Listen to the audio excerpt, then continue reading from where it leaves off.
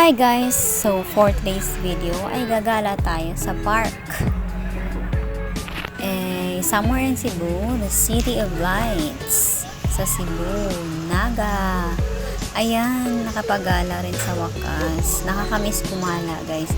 Actually last year, nung naglighting po dito sa Naga, pumunta din kami. Then ngayon, na-amaze kami sa bago nilang decorations. Yung mga lighting nila, nakaka-amaze. Kaya dinadayo talaga to ng mga tao dito. And also me, ayoko talagang palampasin na hindi ako makapunta dito, no? Kaya pumunta ako talaga. Ayan, so kasama ko ang aking partner in life. Ayan siya.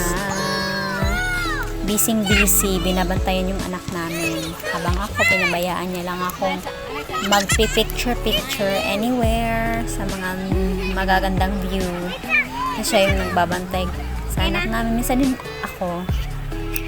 Ayan, yung anak ko, naglalaro siya, may kalaro siya. And ayan, papakita ko sa inyo mga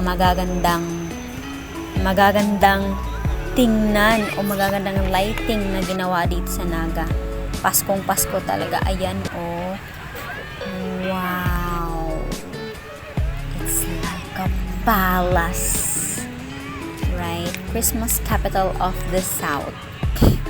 So, it's a Christmas capital of the South. Naga. And ayan, oh. Punong-puno ng Christmas lights. And meron pang Christmas tree na sobrang taas. Ko alam kung ilang meter ba yan. Ayan siya. So, marami talagang tao. Lalo na nung opening talaga ng nung lighting talaga dito. Sus, nako, ang daming tao. Buti na lang talaga hindi kami pumunta dito kasi sobrang dami daw ng tao. Nako, ayoko pa naman ng gana at saka lalo na rin yung husband ko. Ayaw rin niya ng sobrang daming tao. Ayan, buti na lang hindi masyado maraming tao ngayon, and hindi naman weekend, hindi siya Saturday and Sunday. So kumala kami kahapon lang, kagabi lang pala, and then ayan, binibidyoan ako ng partner ko. Hinday ato na ato lang video niya, ayan, binibidyohan niya daw ako. Videohan niya daw maglakad. Ayan siya. Supportive. Ayan, ang layo ko na. Hindi na niya ako na ano ba yan? Asa na yun? Ganda talaga guys.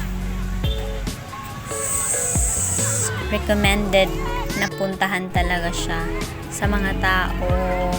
And meron pala akong nagustuhan kainin kagabi, tapos hindi na lang ako kumain.